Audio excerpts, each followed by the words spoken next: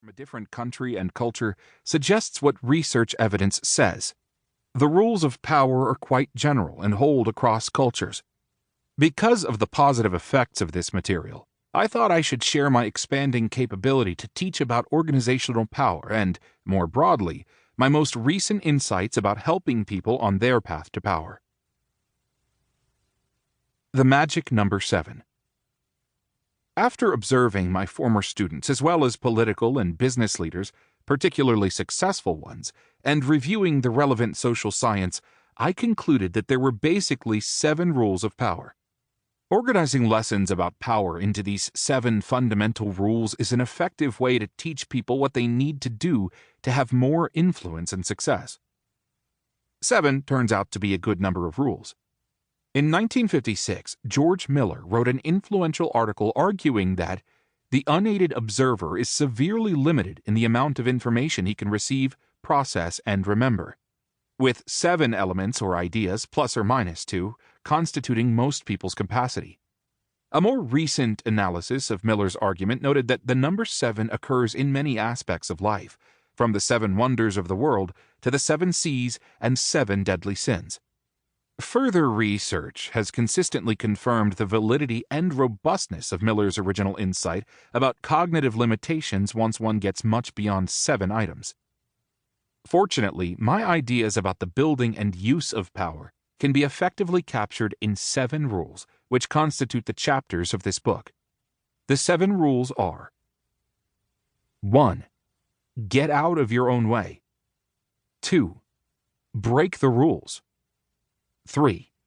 Appear powerful. 4. Build a powerful brand. 5. Network relentlessly. 6. Use your power. 7. Success excuses almost everything you may have done to acquire power. I believe the 7th rule to be one of the more important, as it can cause people to act rather than worry needlessly about consequences. Explaining the current leadership landscape. The second factor that changed my mind was the observable reality of contemporary political and business leaders, including but certainly not limited to people like Donald Trump, Steve Jobs, Jeff Bezos, Bill Gates, Meg Whitman, Carly Fiorina, and Elon Musk, that I find people do not understand. Many people consider these individuals and their behaviors anomalies, but fail to recognize that as they exemplify the rules of power, these leaders offer important lessons about contemporary, yes, contemporary, not ancient, successful leadership behavior. Trump surely follows the 7 rules of power I outline in this book. In fact, I originally intended to write about the leadership lessons of Trump. I decided against it because he is such a polarizing figure that people find it hard to objectively watch what he does and evaluate it outside the context of Trump himself. However, in thinking about why Trump has been so unexpectedly successful in politics and other domains, I developed insights into not only the social science foundations that help explain his success, but also the behavior and outcomes achieved by many other corporate leaders and politicians in the United States and elsewhere. Because people do not understand the behavioral realities of power, they are continually surprised by both what happens and the effectiveness of actions that seemingly violate conventional wisdom about leadership, mostly because much of this wisdom is largely untethered from research on the social psychology of human behavior.